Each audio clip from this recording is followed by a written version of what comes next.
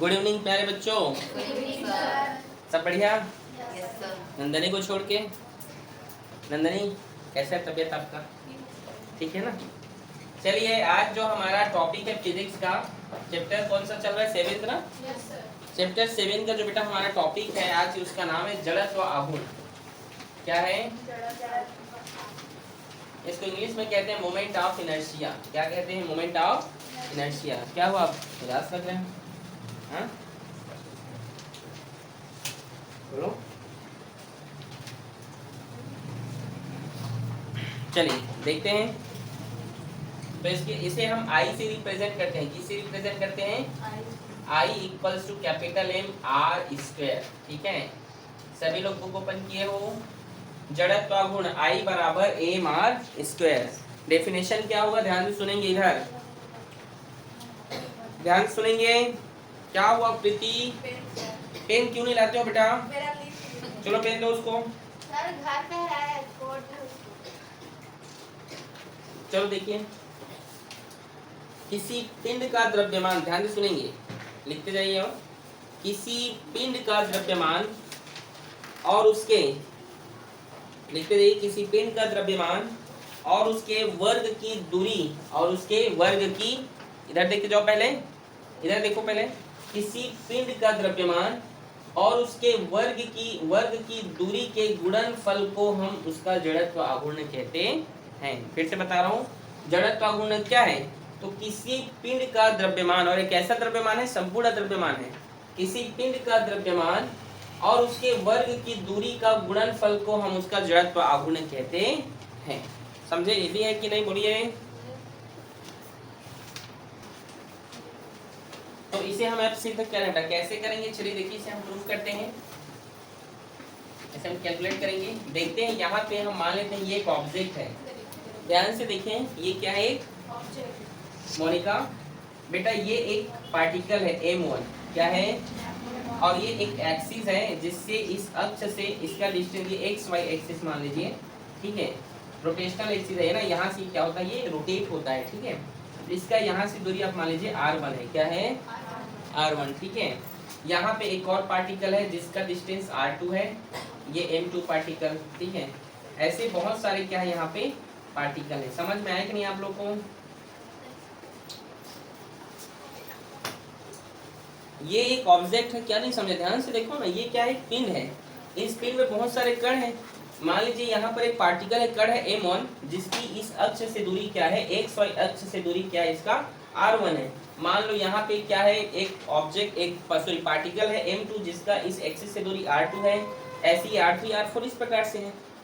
मान लीजिए यहाँ पर बहुत सारे कण है ना बेटा, मान इसमें क्या है? बहुत सारे क्या होंगे? कण होंगे। समझे कि नहीं आप लोग? यहाँ तक समझे? तो यहाँ पे हम क्या निकालेंगे? I1 बराबर क्या होगा? M1 R1 के स्क्वायर। होगा कि नहीं? ठीक है, दूसरा आप और लिख सकते हैं I2 बराबर M2 R2 का स्क्वायर। ऐसे ये बहुत सारे होते जाएंगे, M3 R3 का स्क्वायर। इस प्रकार से ये बहुत सारे होंगे। समझे कि नहीं? क्योंकि इसमें बहुत सारे पार्टिकल्स होंगे। अगर हम इसका टोटल जो है जड़त्व आघूर्ण निकालते हैं, कुल जड़त्व आघूर्ण, टोटल मोमेंट ऑफ इनर्शिया, कुल जड़त्व आघूर्ण, तब ये कैसे निकलेगा? ये कुल जड़त्व आघूर्ण ये होगा I equals to I1 plus I2 plus I3, ऐसे ऐसे करके। ठीक है, तो देखिए आगे देखिए, I1 का वैल्यू क्या है यहाँ पे? M1 R1 के स्क्वायर प्लस M2 R2 का square plus M3 R3 square, ऐसे करके बताइए Mn Rn का स्क्वायर। होगा कि नहीं? मैंने बोला ना कि इसमें क्या है? बहुत सारे क्या है इसमें? पार्टिकल्स है। समझे कि नहीं यहाँ तक आप लोग? किसी कोई समस्या? प्लीज आया भारती, पूछिए, पूछो ना भाई। अब ये बहुत सारे पार्टिकल क्या होंगे? आपस में जुड़ेंगे ना। मतलब कहने का मतलब ये है, ये टोटल क्या है? इसका मोमेंट ऑफ इनर्शिया है। क्या है टोटल? ये क्या है? Moment of inertia. तो इन सब को हम क्या कर लेते हैं? जोड़ देते हैं। तो जोड़ेंगे कैसे? हम इसका सिग्मा लगा, हाँ सिग्मा मतलब क्या होता है? जोड़ना। ये सिग्मा कहते हैं इसको। ठीक है, इसका मतलब है सभी को क्या करना है? यहाँ पे जोड़ना। समेशन भी है ठीक है, लेकिन इन सभी को जोड़ रहे हैं तो किसका साइन लगा रहे हैं यहाँ पे अभी हम, ठीक है। तो देखिए सभी को हम जोड़ रहे हैं यहाँ पे, तो MI के स्क्वायर, जहाँ पर I का मतलब होता है इंटीजर, और जो कहाँ हो सकता है, I का मान क्या हो सकता है, एक से कम नहीं हो सकता है। देखिए ध्यान से, मैं इन जितने भी जड़त्व आघूर्ण हैं इन सभी जड़त्व आघूर्ण को क्या कर दे रहा हूँ, जोड़ दे रहा हूँ। क्या कर दे रहा हूँ, जोड़ दे रहा हूँ, ठीक है। समझे यहाँ तक, नहीं समझे? ये जितने भी जड़त्व आघूर्ण दिख रहे हैं ना बेटा, इन सभी को मैंने क्या कर दिया, जोड़ दिया। ये जितने भी हैं M1 M2 M3 सबको मैंने जोड़ दिया। तो क्या लिखा वहाँ पे, MIR1 का स्क्वायर, जहाँ पर I का मतलब क्या है, एक पूर्णांक एक इंटीजर, मतलब I का मान जो होगा वो 1 से कम नहीं होगा, 1 से ज्यादा होगा। ठीक, समझे कि नहीं? समझ गए? कहाँ तक हो सकते हो, n तक। कहाँ तक हो सकता है इसका वैल्यू, n तक, ठीक है। आगे देखिए, I इक्वल्स टू m क्या है, संपूर्ण जो मास है इसका, मतलब उसका मास है, तो टोटल मास है, तो उसको मैं कैपिटल M लिख सकता हूँ। मतलब m मतलब सभी को क्या किया जाएगा, सभी मास को जोड़ा जाएगा, तो सभी छोटे छोटे मास क्या होंगे, बड़ा मास होगा, तो उसको हम कैपिटल M ले लेते हैं। और ये R1 को हम क्या लिखते हैं, कैपिटल R स्क्वायर, ठीक है। उनकी दूरियों को, ये देखिए प्रूफ हो गया, समझे? इजी है, ठीक, नोट करो इसको।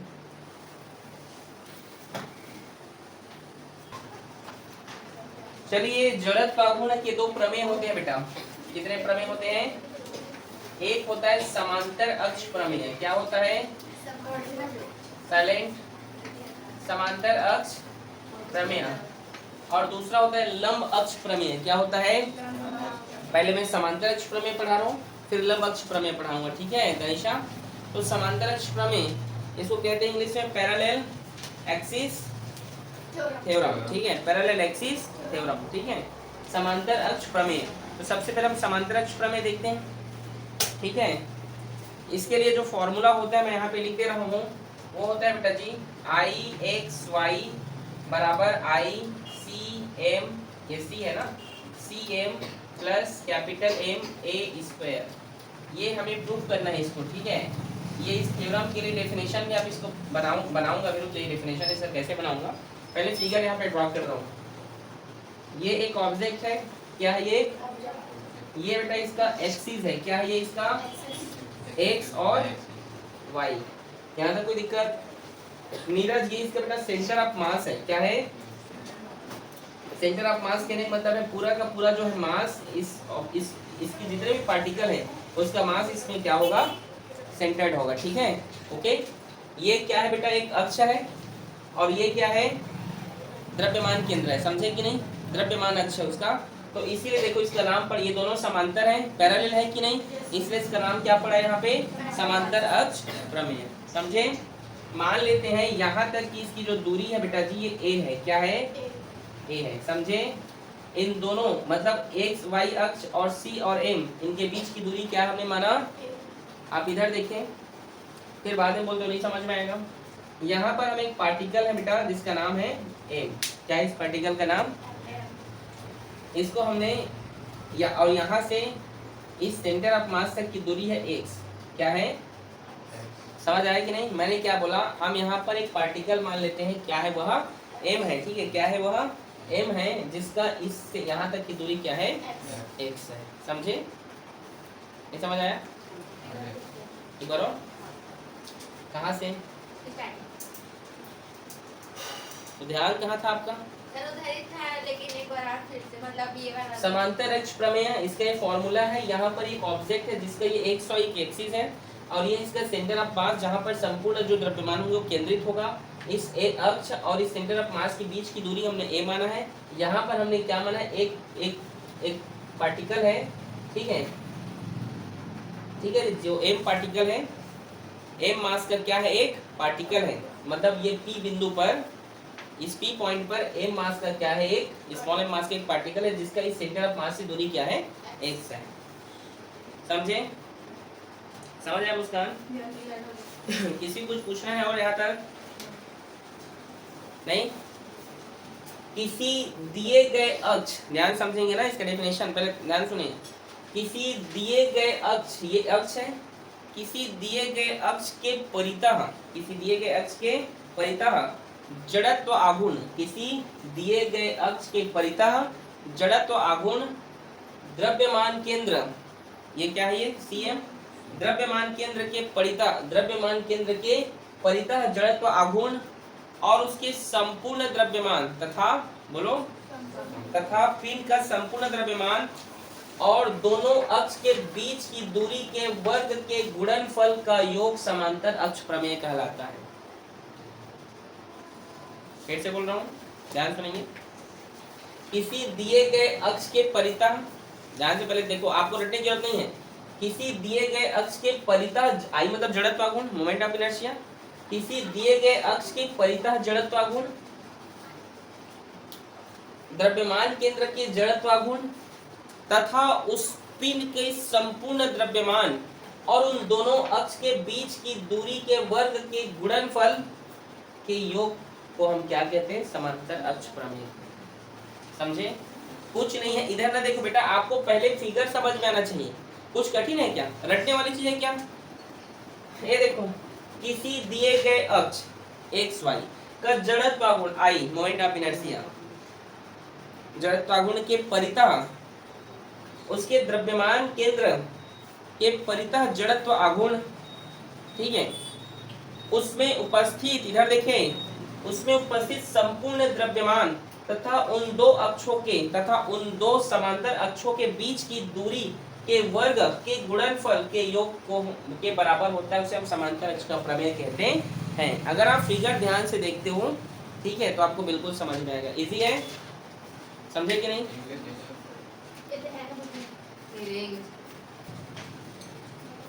चलिए यहाँ तक अब आगे स्टार्ट करते हैं बेटा। देखिए, कर्ण P का एक्स वाई के परितः जड़त्व आघूर्ण निकालेंगे। यहाँ पे क्या निकाल रहे हैं? तो देखिए बेटा, यहाँ पे हम इसका क्या निकाल रहे हैं, जड़त्व आघूर्ण। तो आई एक्स वाई बराबर, यहाँ पे देखिए एक्स वाई, तो यहाँ पे देखिए स्मॉल एम है, स्मॉल एम, और एक्स वाई के परितः निकाल रहे हैं। तो यहाँ से इस, ये जो ध्यान से देखो, ये जो कर्ण है P, यहाँ से इस एक्स वाई तक की दूरी क्या होगा? a plus x। Very good, a plus x. और आप जानते हैं जड़त्व आघूर्ण में स्क्वायर लगता है डिस्टेंस में, जानते हो ना? समझे यहाँ तक? आगे देखिए, आई एक्स वाई इक्वल्स टू, आप यहाँ पे एक चीज नोटिस करो, यहाँ पर कुछ फॉर्मूला लग रहा है, जो जिसको पता वही बताएगा। कौन सा फॉर्मूला लग रहा है बताइए? a प्लस b स्क्वायर, ठीक है। तो चलिए देखते हैं। सबसे पहले ना देखो, स्मॉल है मतलब यहाँ पर एक्स वाई की परितः जड़त्व आघूर्ण, मतलब हम सभी कर्ण को क्या कर दे रहे हैं, सभी मास को हम जोड़ देंगे। तो यहाँ पे आप सिग्मा भी लगा लीजिए, ठीक है, सिग्मा, फिर सिग्मा एम, और यहाँ पे एक फॉर्मूला बन रहा है a प्लस बी का। मैं x को पहले कुछ भी पहले लिख सकते हूँ, मैं x को पहले लिखने का कारण क्या है, ये फॉर्मूला में मैच खा जाएगा, और नहीं तो आगे पीछे होकर फिर एक लाइन स्टेप आ जाएगा, ठीक है। तो आप जैसे जैसे कर सकते हैं, मैं इसको ऐसे लिख रहा हूँ, a square plus B square plus 2ab, समझे कि नहीं? सिग्मा एम का अंदर गुणा कर दे रहा हूँ, तो क्या होगा, sigma m x square plus sigma M A square plus sigma m 2m a x, समझे कि नहीं? समझ आया? I x y equals to sigma m x square. देखिए, ये है आपका m, क्या है ये? m, और ये x जो कहाँ पर है, ये सेंटर ऑफ मास पर है, मतलब इन सभी का क्या ये सम हुआ, तो इसका मतलब क्या हुआ, ये उस सेंटर ऑफ मास का जड़त्व आघूर्ण इनर्शिया, और x क्या है यहाँ पर, मतलब कहाँ तक पॉइंट पर, ये CM अक्ष पर है, तो इसको ICM बोलेंगे। समझे? नहीं समझे? सिग्मा एम एक्स स्क्वायर, तो ये क्या है, m पार्टिकल है और इसकी दूरी x बोल रहा है, तो ये CM वाला लाइन है ना, तो इसको क्या बोलोगे, जड़त्व आघूर्ण है, किसका? द्रव्यमान केंद्र का जड़त्व आघूर्ण, ठीक है, plus sigma M A square. तो ये देखिए, ये देखिए इस m का, ये क्या है, m है, इस m का टोटल मास क्या होगा, सिग्मा मतलब सभी द्रव्यमानों का योग, तो कैपिटल M होगा, होगा कि नहीं? और ये a स्क्वायर का ए स्क्वायर। समझे यहाँ तक? और यहाँ पर ये जो एक्स है, मान लीजिए ये जो एक्स है, यहाँ पे आप लोग थोड़ा ध्यान से समझिएगा। आप अभी देखें कि संपूर्ण जो द्रव्यमान है इस पूरे पिंड का, जो संपूर्ण मास है वो इस सेंटर ऑफ मास पर केंद्रित होगा। तो ये जो एक्स है ये संपूर्ण द्रव्यमान यहाँ पर केंद्रित हो गया। ध्यान सुनिए, यहाँ पर पूरा इसका जो मास है यहाँ पर क्या होगा, केंद्रित हो गया। तो इसकी दूरी भी क्या हो गया, 0 हो जाएगा। अगर ये संपूर्ण द्रव्यमान, ये भी द्रव्यमान यहाँ पर केंद्रित हो गया, संपूर्ण द्रव्यमान इस सेंटर ऑफ मास पर केंद्रित होते हैं, तो संपूर्ण द्रव्यमान सेंटर ऑफ मास पर आ जाएंगे, तो रहते ही है, आपको पता है। तो उसकी दूरी कुछ नहीं रहेगी। एक्स अगर 0 हो गया तो ये पूरा वैल्यू 0 हो जाएगा। समझे कि नहीं? तो इसीलिए अगर 0 हो गया तो ये हमारा थ्योरम क्या हो गया, लास्ट में प्रूफ हो गया। और इसका रीजन आपको लिखना है। फिर से समझाऊं, ये लाइन फिर समझा रहा हूं, देखो ना। ये देखिए मैं क्या बोल रहा हूँ, यदि संपूर्ण मास जो है इसके सेंटर ऑफ मास पर होते हैं, होता है कि नहीं?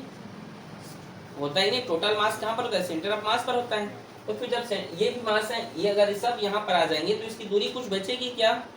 दूरी कुछ रहेगी?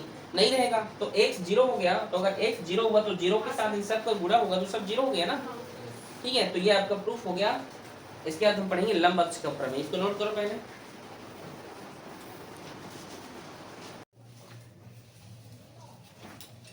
दूसरा जो हमारा प्रमेय है वो है लंब अक्ष का प्रमेय। क्या है?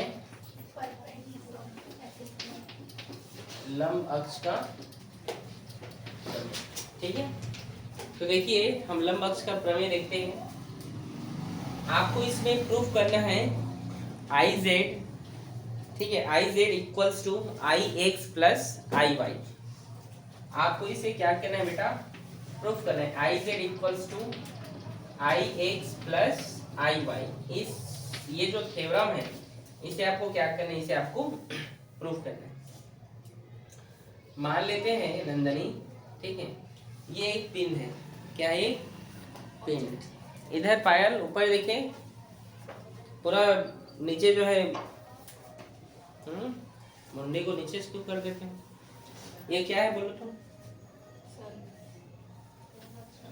ठीक है, अब देखिए हम लंब अक्ष प्रमेय बना रहे हैं। ये 3 एक्सिस है यहाँ पे, मान लीजिए एक्स एक्सिस, वाई एक्सिस और ये जेड एक्सिस।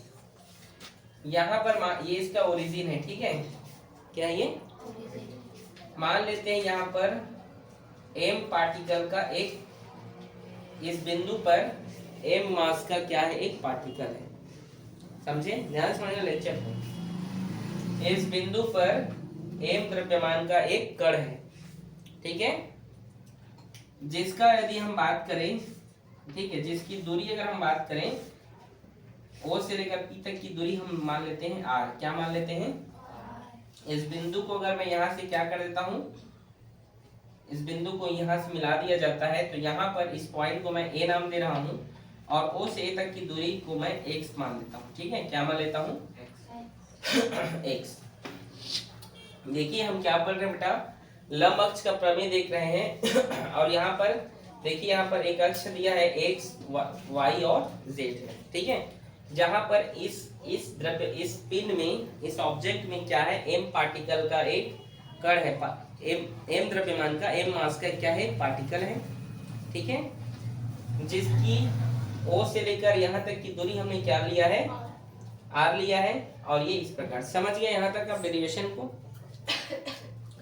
यहाँ पर जो त्रिभुज OAP है, यहाँ पर हम पाइथागोरस का थ्योरम लगाते हैं। किसका? तो आप जानते हैं पाइथागोरस का थ्योरम क्या होता है? क्या होता है? ठीक। तो यहाँ पे जो है पाइथागोरस का थ्योरम में कर्ण का वर्ग, लंब का वर्ग और ये आधार का वर्ग, ठीक है। पता ही नहीं आप लोग को पाइथागोरस का प्रमेय? चलो बोलो पायल, आप देखो, आप बोलो तो। Very good. किसको इसको नहीं पता है, हाथ खड़े करो तो। यहाँ आप लोग, मैं समझ नहीं पाता हूँ, आप लोगों को पाइथागोरस का थ्योरम ही नहीं पता है। क्या पता है आप लोग को, बताइए तो मेरे को।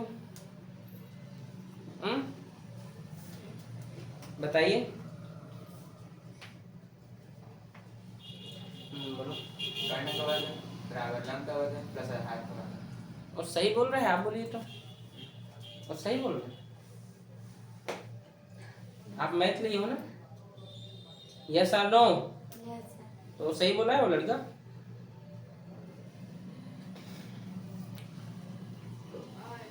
दसवीं कक्षा में अच्छे से पढ़ाई नहीं किए हो? इतना सिंपल सा मैंने पूछा, पाइथागोरस का क्या प्रमेय होता है, बताइए आप प्रीति। कर्ण की स्क्वायर बराबर लंब स्क्वायर प्लस आधार स्क्वायर। वो तो वो भी बोला हिंदी में, स्क्वायर को वर्ग बोल दिया बेचारा। सही बोला है वो? आप बोलो खुशबू, सही बोला है? चलो तो क्या बोला बोलो। कर्ण का वर्ग लंब का वर्ग बराबर प्लस लंब का। देख पूरा का पूरा गलत बोल रही हो लड़की, इसीलिए मैं रुका कि आप बताइए, इतने महंगे महंगे स्कूल में पढ़ रहे हो आप लोग, आप बताइए सिर क्या पकड़ रहे हो? चलो उत्तर दो।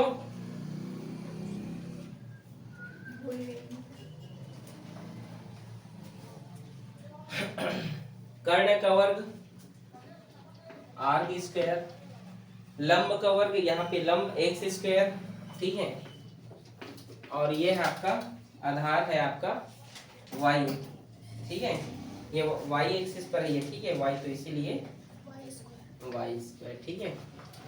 अब इस दोनों ये दोनों जो लेफ्ट एंड राइट दोनों साइड क्या कीजिए, एम का गुणा कर दीजिए। किसका गुणा कर दीजिए? एम का। तो M R square M X, बोलो, एम वाई स्क्वायर, ठीक है। ये एम आर जो है किस एक्सिस के लिए आप मुझे बता सकते हैं? एम आर तो जानते हो तो आप आई लिखा जाता है, लिखा जाता है ना, पढ़े हो ना, जड़त्वाघूर्ण में पढ़े हो, एम आर बराबर एम आर स्क्वायर बराबर आई, याद आ भी रहा है कि नहीं?